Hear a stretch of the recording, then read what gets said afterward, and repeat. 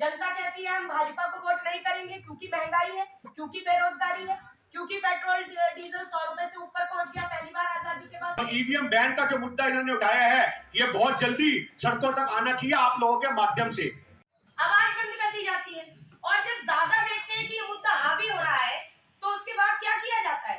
चैनलों पर इजराइल चलाया जाता है, पाकिस्तान चलाया जाता है, रूस चलाया जाता है, यूक्रेन चलाया जाता है, लेकिन किसी भी स्तर पर वो मुद्दे नहीं उठाए जाते जो उठाए जाने चाहिए। अब मुद्दा आया कि चुनाव चल रहा है, ये मुद्दा आज का नहीं है। आदरणीय उदित राज जी तो ये बहुत पहले से उठाते आए कि ईवीएम में कुछ ना कुछ परेशानी का विषय तो है कि आखिर ईवीएम ऐसा क्या है कि जनता कहती है नहीं हम मोदी जी को वोट नहीं देंगे, जनता कहती है हम भाजपा को वोट नहीं करेंगे क्योंकि महंगाई है, क्योंकि बेरोजगारी है, क्योंकि पेट्रोल डीजल 100 रुपए से ऊपर पहुंच गया पहली बार आजादी के बाद, क्योंकि महिलाओं के साथ अत्याचार हो रहा है, अंतरराष्ट्रीय पहलवान बेटियों को पुलिस पीट रही है, सड़कों पर घसीटा जा रहा है, क्योंकि ओबीसी के साथ अत्याचार किया जा रहा है, एससी एसटी के साथ अन्याय किया जा रहा है।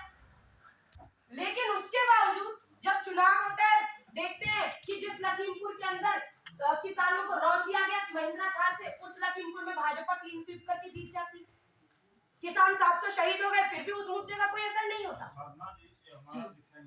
नहीं मैं ईवीएम पर ही मैं शॉर्ट कर रही हूँ, मैं ईवीएम पर ही जी मैं केवल इतना कहना चाहती हूँ कि आदरणीय उदित राज जी देखिए मैं यहाँ भाषण नहीं दे रही हूँ, ये मुझे लगता है आदरणीय उदित राज जी भी जानते हैं, मैं उनकी बेटी के समान में मेरे मन की पीड़ा है जो हम झेल रहे हैं। मध्य प्रदेश में हमने प्रचार किया, भारत जोड़ो यात्रा को आपने पास से देखा है, क्या उसके बाद ये रिजल्ट होना चाहिए था? अभी इन्होंने कहा इनकी धर्मपत्नी चुनाव लड़ी, ईवीएम से हार गई, जनता कह रही है ईवीएम से हार गए, तो उस ईवीएम के लिए मैं एक वक्ता हूँ, तो मैं वक्ता के तौर पर आपकी आवाज बुलंद करने की, लॉ को लावा बनाने का काम कर सकती हूँ। जब भी रैली करेंगे, जब भी आप मुझे आमंत्रित करेंगे, मैं आदरणीय उदित राज जी की बात को मानते हुए आपके सभी के सानिध्य में आपकी आवाज की लॉ को लावा बनाने के लिए हमेशा आपके साथ खड़ी हूँ। और ईवीएम के खिलाफ जैसे भी आप बात करेंगे, और भारतीय ओबीसी महासभा, क्योंकि संगठन आए हुए हैं सारे, मैं भारतीय ओबीसी महासभा की मुख्य संयोजक हूँ और मैं मध्य प्रदेश से आती हूँ। वैसे दिल्ली में मेरा जन्म स्थान है, उत्तर प्रदेश की रहने वाली हूँ, वर्तमान में मध्य प्रदेश की हूँ। जो जिम्मेदारी आप लोग मुझे देंगे उस जिम्मेदारी का मैं भली भांति निर्वहन करूंगी और आप लोगों का सहयोग करूंगी। बहुत बहुत आवाज को मजबूत करने के लिए आंदोलन खड़े करेंगे।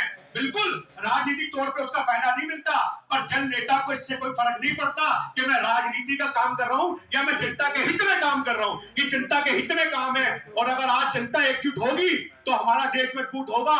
और देश को लड़ने वाले लोग बहुत कम होते हैं और देश के लड़ने वाले बहुत कम लोग होते हैं जो जनता की आवाज को उठाते हैं। सभी जाति और धर्म को एकजुट खड़ा करने वाले अगर कोई है, डॉक्टर उदित राज जी हैं। और ईवीएम बैन का जो मुद्दा इन्होंने उठाया है, ये बहुत जल्दी सड़कों तक आना चाहिए आप लोगों के माध्यम से, क्योंकि ईवीएम बैन होगी तभी हम लोग अपने हितों की लड़ाई लड़ पाएंगे, अदरवाइज तो सबके सब धराशायी हो जाएंगे। जय हिंद, जय भारत।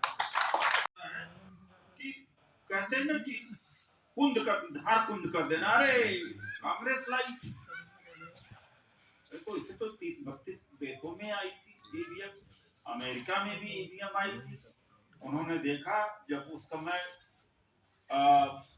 ब्लूटूथ नहीं था, पेगासस नहीं था, हॉटस्पॉट नहीं था, तमाम सारे सॉफ्टवेयर नहीं थे,